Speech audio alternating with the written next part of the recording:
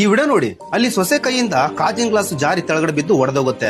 ಅವಾಗ ಅವ್ರ ಅತ್ತೆ ಬರ್ತಾರೆ. ಆ ಸೊಸೆ ಗಾಬರಿ ಆಗಿರ್ತಾಳೆ. ಅತ್ತೆ ಕೈ ಜಾರಿ ತೆಳಗಡೆ ಬಿದ್ದು ಬಿಡ್ತತ್ತೆ, ನನ್ನ ಕ್ಷಮಿಸ್ಬಿಡಿ ಅಂತ ಕೇಳ್ತಾಳೆ.